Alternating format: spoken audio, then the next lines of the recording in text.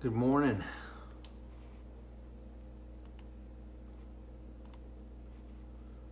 Morning to the four folks that are on so far this morning.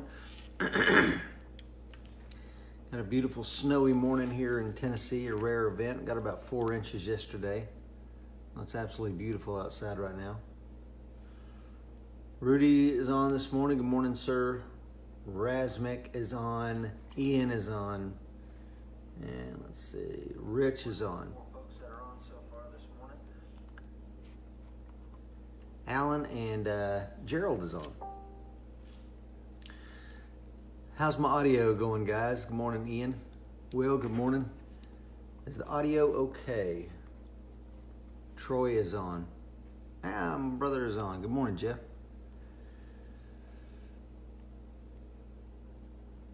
Somebody let me know if the audio is good and we will kick it. Will says, enjoy that snow. Yeah. We don't get much of it down here, so we do enjoy it.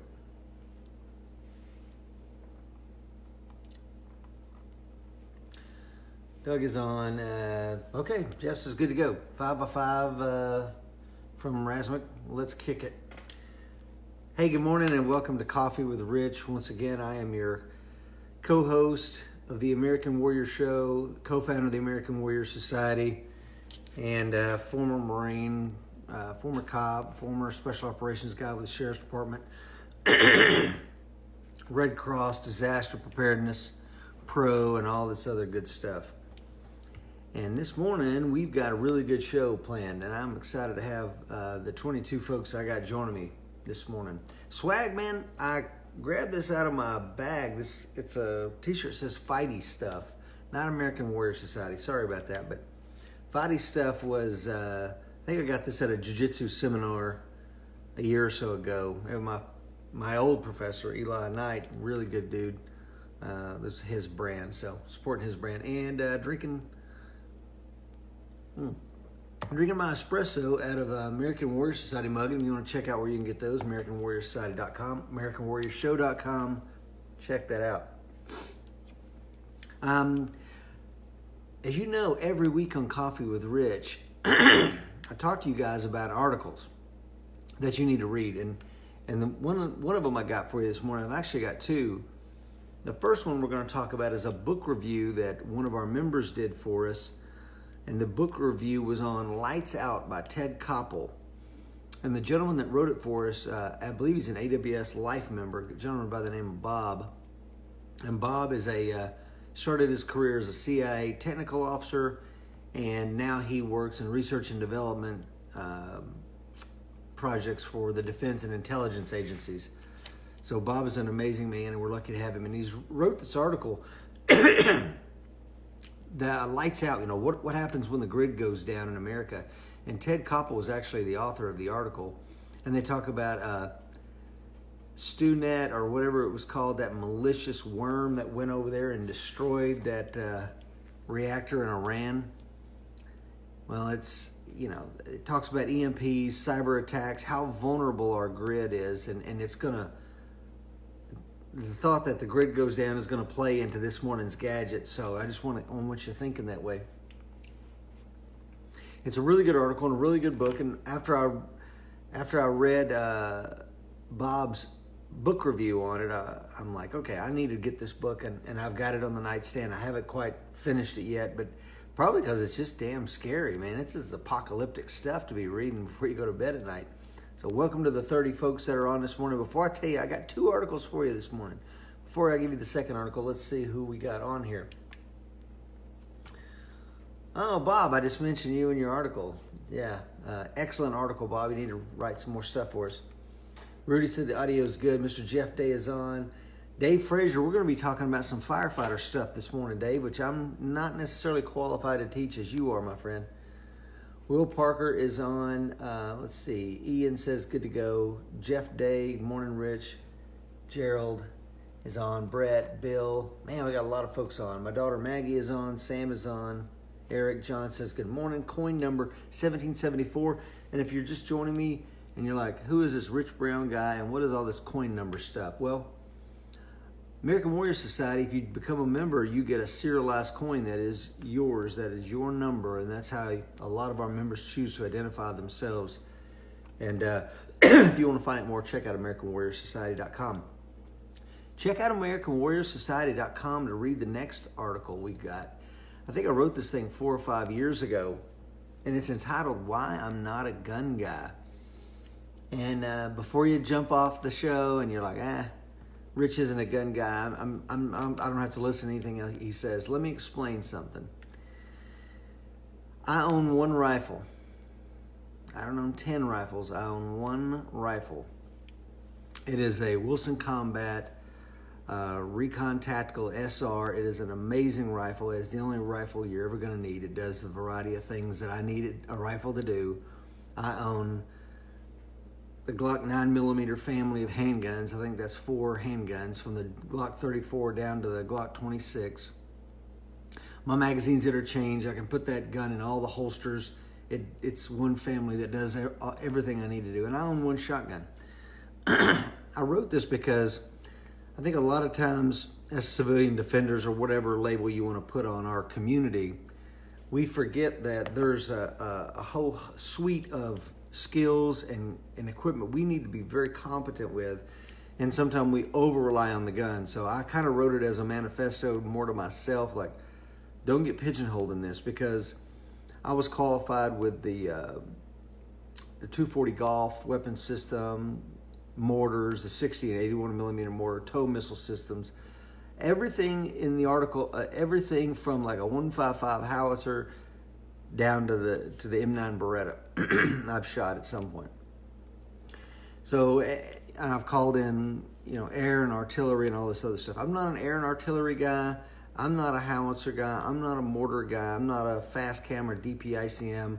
I taught electrical and non-electrical firing systems, when it comes to demolition in the Marine Corps. So I'm not a demolition guy, man. I'm just me, and I want to be as well-rounded as possible. So check out that article, man. It may be a wake-up call for some of you that maybe you're leaning a little too heavy into the gun side of things, and you need to open your aperture up and learn some of these other skills. So anyway, why I'm not a gun guy, check it out on AmericanWarriorSociety.com. All those articles for free. It doesn't cost you anything. So before I get into the gadget, well, I'm going to tell you about the show you need to watch. Let's see who is here with us this morning. We got 27 folks on. John says good morning. Kelly, good morning. Robert Gayhart up there in Kentucky. Coin number 1401. Wade Osborne. Eric is on. Good morning. And John is on. Oh, good morning. Show number 124, man. Great show. Physical security measures. So we talked about the grid going out. We talked about you not over relying on the gun. Let's talk about hardening your physical structure. And that's what my old friend Justin Carroll, another guy who was with a 3-letter agency and was a MARSOC operator, and he came on the show and he talks about hardening your castle. Physical security measures you can do right now in your home or in your hotel room, wherever, to keep you and your family safer. So it's a really good show. And again, something that puts us outside of the normal stuff we kind of think about. Let's see here. So if you haven't liked, shared, comment, please do so. We're up to 39 folks. If we hit 50, I'll send some lucky soul something. But like, share before we get into today's gadget, because it is going to be an interesting one, and one we haven't really talked about before, and one I was a little leery about talking about. So before we go any further, take a coffee break, take a share break.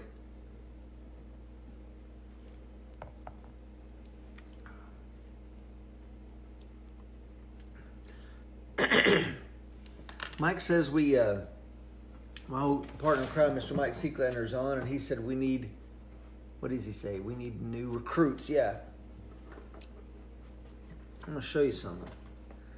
On the back of our serialized coins, so a lot of you are probably familiar with that. That's our coin.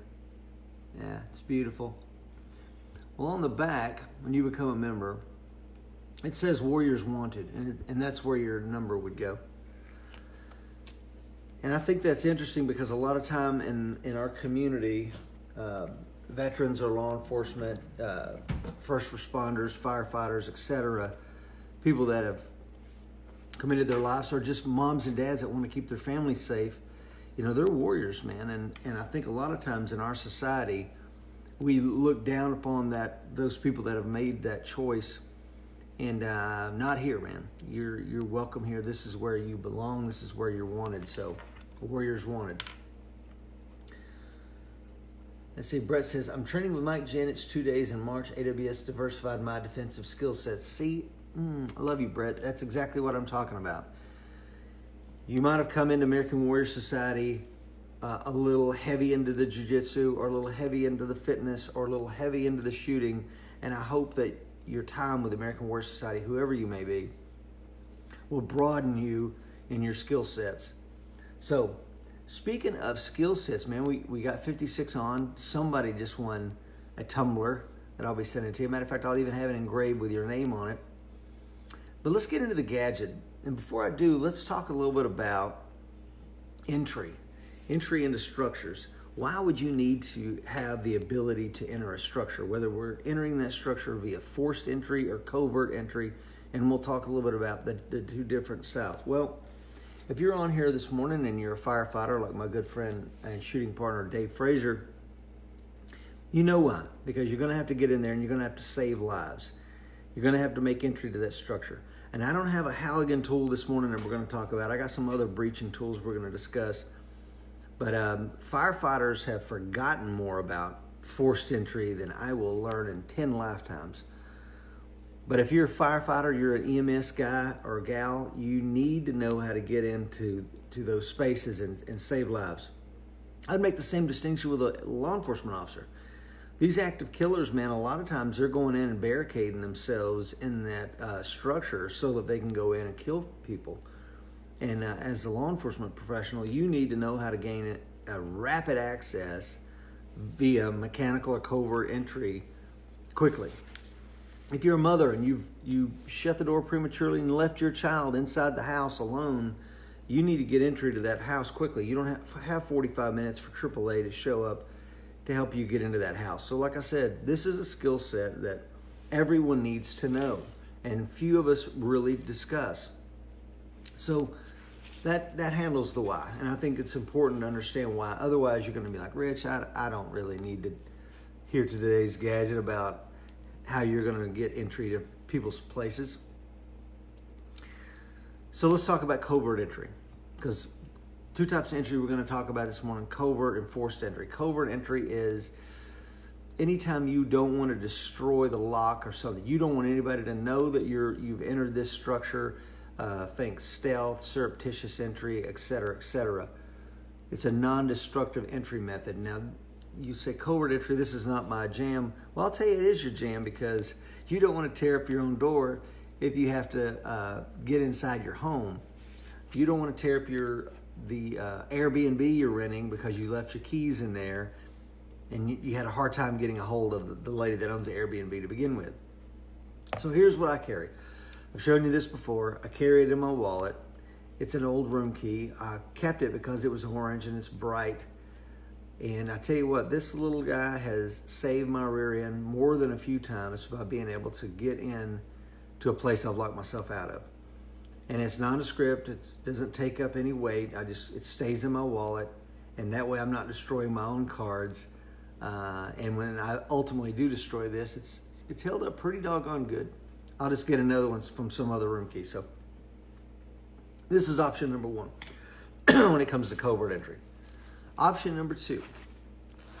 Now I have a whole set of lockpicks, but really all I need is, let's see, I need these two and I'm probably good to go. Torsioner and some sort of rake or pick.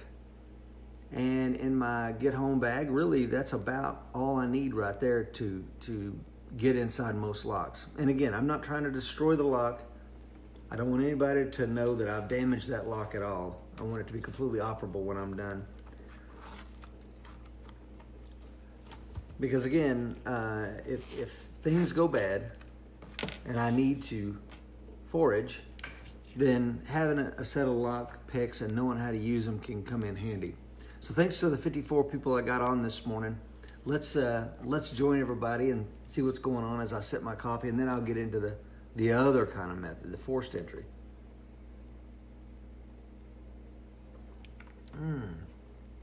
Dave Frazier says we hit 60. Fantastic, man. Looks like Tiny says good morning. Tiny or Tonya? Good morning, Rich from Brunswick, Georgia. Good morning, sir. Let's see. Gerald says Facebook is filtering. Yeah, I mean, this kind of content, I'm always leery of labeling this self-defense content because you never know who's going to start filtering it. Let's try to break Facebook today. We got 52 people on this morning. Thanks to the 52 that are on here. Take a share break if you haven't done so already. Yeah, Jeff, my buddy Jeff, we shot a USPSA match last weekend. He's like, man, you need to get affiliate links, Rich, to Amazon, because every time you talk about something, I end up buying it. Well, I probably should, but I think it's important to get the information out there to people. I think the affiliate links is probably a smart business move, and we'll have to look into that, man. So we talked about the gadget this morning is really entering structures, and we talked about the covert entry of entering structure. That's the cards and the picks and stuff like that. So it's a non-destructive method of getting in. Let's talk about the other method, forced entry.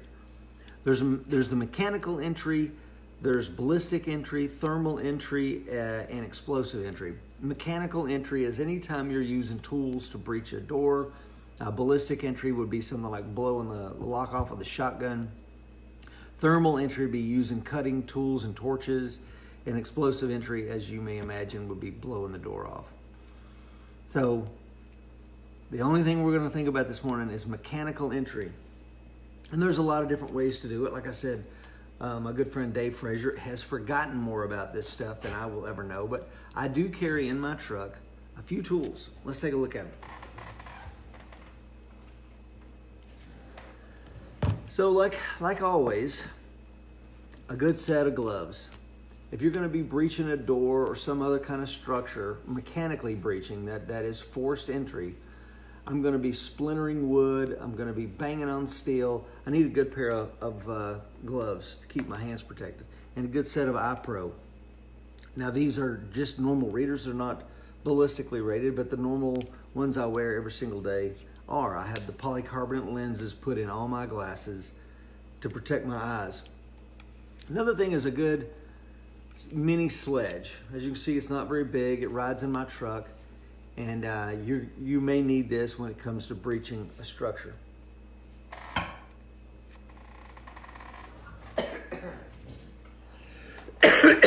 Set of bolt cutters. And not a very big set. Probably could use a smaller set of bolt cutters, but they do come in handy. Mike and I were teaching a SWAT team out in the West a few years ago, and took my hardened gun case out there and forgot the keys, left them in the room. So we had to get bolt cutters to break the locks on my gun case so that we can do the training that day. Kind of embarrassing, but it does happen, and bolt cutters will save your butt. They're an amazing tool, and when you need them, nothing else will suffice. Before I get into our final thing, because I keep it simple with mechanical breaching, a sledge, bolt cutters, and this final thing we're going to talk about. But before I go into that, I mentioned this probably 2 or 3 weeks ago. A friend of Mike's, and we probably need to get him on the show at some point. He was a Marine like Mike and I, and he was a federal agent with Mike and an instructor up at, I don't remember if it's Fletzy or wherever this guy was. I don't want to say his name, but he was a Marine security guard guy. And when the Iraqis overran Kuwait back in 1990, the embassy was surrounded. They couldn't get out. They ran out of food after a few days inside the embassy. And ultimately, the ambassador there said, hey, Marines, you need to figure this out. So the Marines would sneak out at night in civilian clothes with their guns and break in and rob convenience stores. Now, not at gunpoint, but they would raid stores to get food to go back and feed the other Americans. So even though we're card-carrying good guys here on Coffee with Rich, all you folks watching, there are times when you may have to acquire things or your skill set are required for you to get into things. I'll give you another example. When I went to Expeditionary Warfare School as a Marine Corps officer, one of the things that we were taught was Special Operations Forces, soft troops. The thing that sets them apart from normal troops is ubiquitous access. They have to have the ability to access a structure or have access to new information before anybody else. In order to apply their craft, they have to be able to breach structures to get inside there. So, ubiquitous access. As civilian defenders, I would make the argument that we need to be able to do the same thing to protect our family and our loved ones or provide for them. So let's see who's on here before I show you the final gadget, and then we'll start wrapping this morning's show up. It says, Eric says, if you're from California, you can possess little lock picks, consider burglary tools. However, you can obtain a locksmith license at a low cost. Yeah, every state looks at it a different way. TSA says you can carry, I carry the picks with me in my go bag. Now I've got American War Society business card. I can say I'm a security professional. Google me if you like there, TSA officer, but I've never had any pushback from it at all. I don't carry them when I go overseas because I don't know what the laws are for those individual countries. Different states may require different things. If you had a torsioner and a rake, people may not even know what the heck that is. Will says, I'm wondering how much money I'm going to spend this morning. I hope not much. Ted says he's running late. No problem, Ted. Glad you're here. Christopher Hallmark, good morning, brother. Glad you're here. How's that new baby doing? Alan says, been there, done that with the cutters. Yeah. Okay, here we go. Last thing.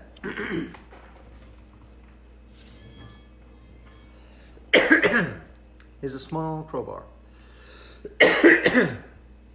Picked this one up at Harbor Freight some time ago. It's powder coated, small, relatively lightweight, but robust enough that if I need to breach a structure, I can pound on this thing with my mini sledge to get inside there. I could probably use it to rip the hinges off something. That's a pretty neat technique that firemen are all acquainted with. Pounding on the top to shock the hinges, break them off, peel them off, and then get into the door, because a lot of the commercial doors, the push doors to get out the back, now they swing outwardly, so you can get access to the hinges and bust those off that way if you had to. So yeah, man, that rounds it out. We'll go through it real quick again for you. Crowbar. Mini sledge. And a good set of bolt cutters. And those are my mechanical breaching kit. They rides in my truck. I've got a little place for it. And if I had to go mobile, I've got a thing where I can slide those tools in my bag and roll out. But again, when I was a police officer, I know that I didn't look kindly on people carrying those things. So make sure that if you get found in a dark alleyway with that stuff that's had a lot of break-ins, you're probably going to go to jail. So make sure you can explain the intent as to why you're doing that. And let's see, that's about all I have here for you. We've got a couple other things to go over this morning as to what you can find in the training vault. And we're going to talk about something else, but let's see here. Gerald has given us that looks like a link to a 24-piece lock set. John Moore says, I carry one in my unit. He's EMS, makes getting into houses easy without damage. Yeah, and that's the thing, man. We don't want to tear up Grandma's house because she's fallen. If we need the ability to get in there and take care of her.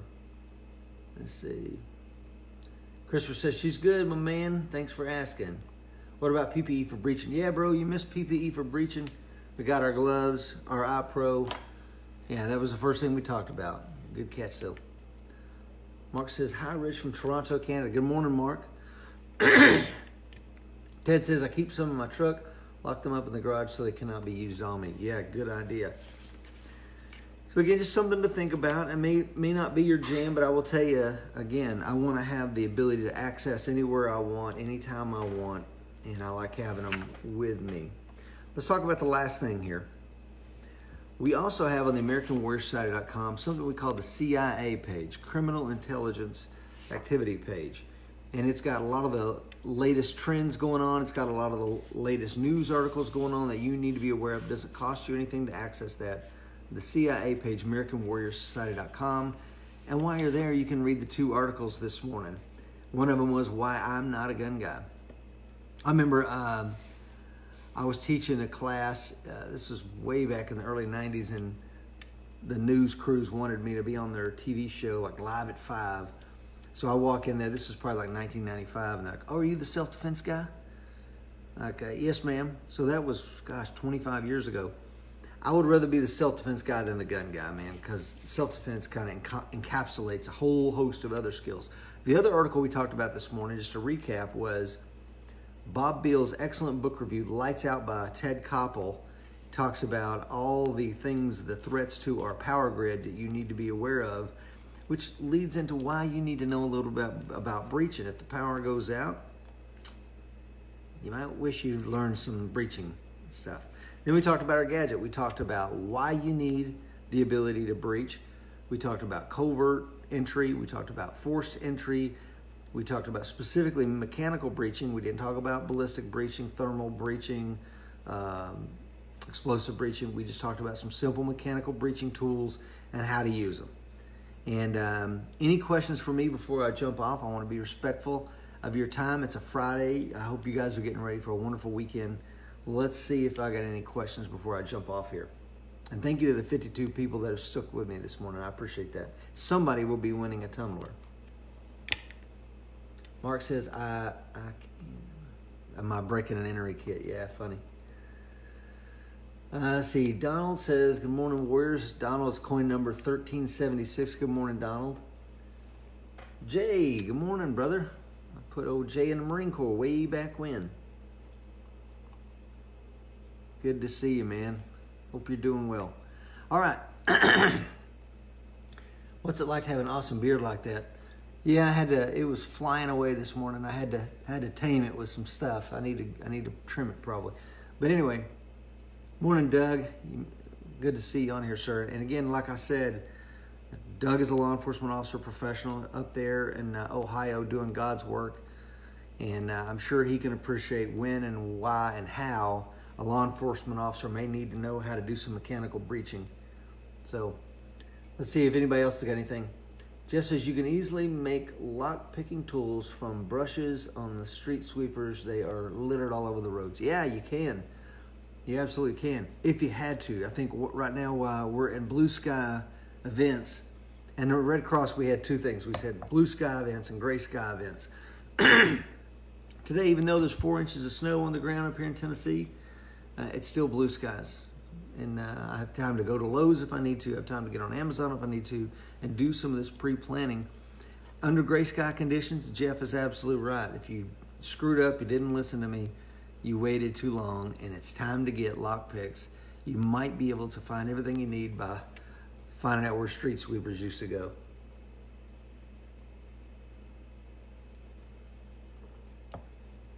Let's see. Mark says Semper Fi. Bob says, thanks, Rich. Hey, Bob, thank you, man. That was an outstanding article. I reread it yesterday, and I was like, man, I need to let people know about this. And they need to check out that book as well. One of the things one of the unintended consequences of the coronavirus, which we talked about in our most recent show, 211, is this the trade imbalance that may occur because China may lose the ability to export or with regard to some of the quarantines, and as this thing continues to grow, I think we're about 80,000 people infected right now. As it continues to grow, who knows what kind of issues we may have with our supply chain. So it may not be the power going out at first. It may be a limited ability to get some of the things that we take for granted. So I would tell you, right now is the time during the blue sky to think about some of these things. Christopher says, kind of got a hipster vibe, this AM with the beard, glasses, and flannel. I don't know what to say, man. This is how I dress. Gotta be the gray man. I blend in with the hipsters. They love me. All right, guys. Listen, have a good one. Steve Sullivan, my old pal, is on here. Had a great show this morning, guys. Go back and watch a replay if you joined us late. Thank you for the 55 folks that stayed with me this morning. Check out the Training Vault and American Warrior Society. If you've been thinking about becoming a member, now's the time to do it. Take 14 days on Mike and I. It doesn't cost you anything for the first 14 days. Look at some of the learning modules in there. We got more modules coming. Mike and I will probably do a lot more videos coming up and add more stuff to the Training Vault than is already there. So check it out if you haven't already, AmericanWarriorSociety.com. Until then, remember, the fight is coming. Be ready.